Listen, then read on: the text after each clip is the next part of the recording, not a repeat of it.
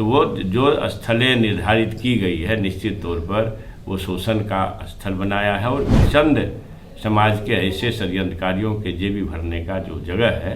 तो जब हर जगह ईश्वर प्रभु परमात्मा खुदा है तो वह ढूंढने कहाँ जाएंगे हम।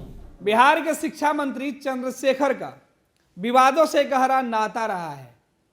जब देश भर के लोग भगवान राम के प्रति, राम मंदिर को लेकर, अयोध्या को लेकर वहां जाने की चर्चा कर रहे हैं, भगवान राम के मंदिर निर्माण के बातें कर रहे हैं, वहीं राजद के नेता लगातार राम पर सवाल उठा रहे हैं।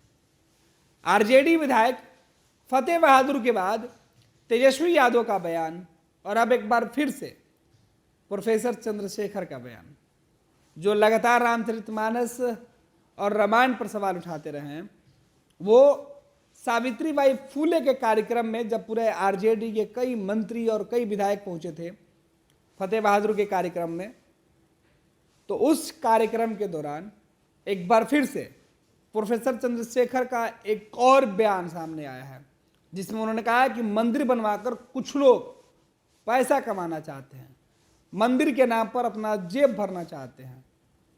जिस तरीके से राष्ट्रीय जनता दल के विधायक और नेता राम मंदिर को लेकर सवाल उठा रहे हैं, उसके बाद अब लोग इनसे सवाल पूछने लगे हैं कि आखिरकार राजद के नेताओं को राम से इतनी दिक्कत क्यों होने लगी है। हालांकि खुद तेजस्वी यादव कह रहे थे कि हमें मंदिर की नहीं बल्कि अस्पताल और शिक्षा के लिए विद्यालय की जरूरत है। इनके विधायक भी कह रहे हैं, फतेह बहादुर के बयान भी सामने आए, उसमें भी इन्होंने कहा कि हमें मंदिर से ज़्यादा विद्यालय की जरूरत है। प्रोफेसर चंद्रशेखर फतेह बहादुर के समर्थन में खुलकर सामने आए और कह रहे हैं कि सावित्रीबाई फूले यही बात तो कह रही थी जो विधायक फतेह बहादुर कह रहे हैं। सावित्रीबाई फूले की बातें कर जिस तरीके से राजद के विधायक बयान दे रहे थे, पोस्टर लगवा रहे थे कि हमें मंदिर की जरूरत नहीं है, हमें अब विद्यालय की जरूरत है, इस बयान के समर्थन में बिहार के शिक्षा मंत्री खुद उतर गए। उन्होंने कहा कि आखिर फतेह बहादुर ने गलत क्या कहा।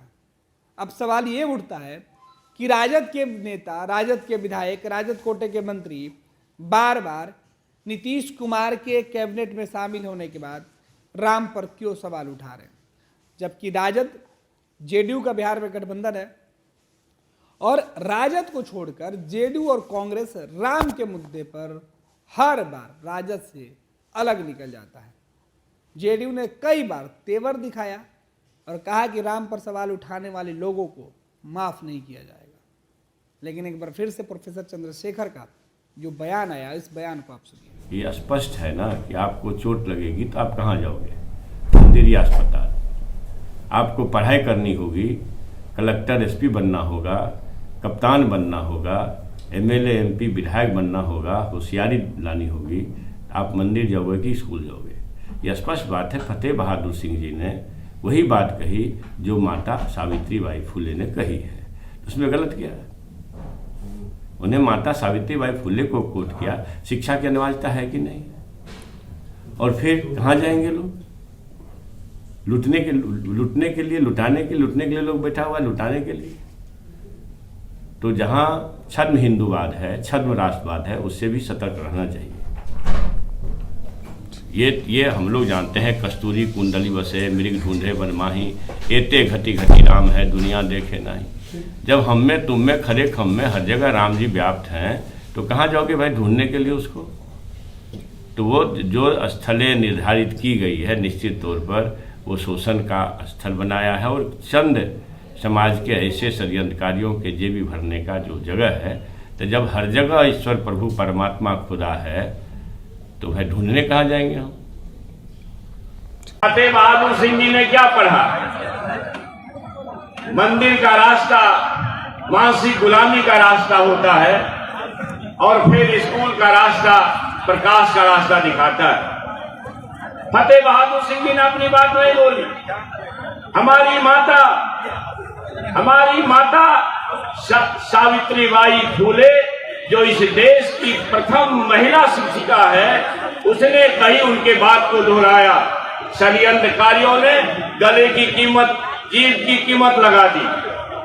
मैं आपके माध्यम से कहना चाहता हूं सरकार षड्यंत्रकारियों से, खबरदार। एकलव्य का बेटा अंगूठा दान नहीं देगा, जवाब देगा। शहीद जगदेव प्रसाद का बेटा अब अपना आहुति नहीं देगा, आहुति लेना जानता है। इसलिए खबरदार षड्यंत्रकारियों, अगर तुमने जुर्रत की तो याद रखना, बहुजनों के 90% लोगों के पसीने से तुम इतना बड़ा समुद्र खड़ा होगा कि 7 समुद्र पार नजर आओगे और 24 में ही नजर आओगे। लक्ष्मण जी आप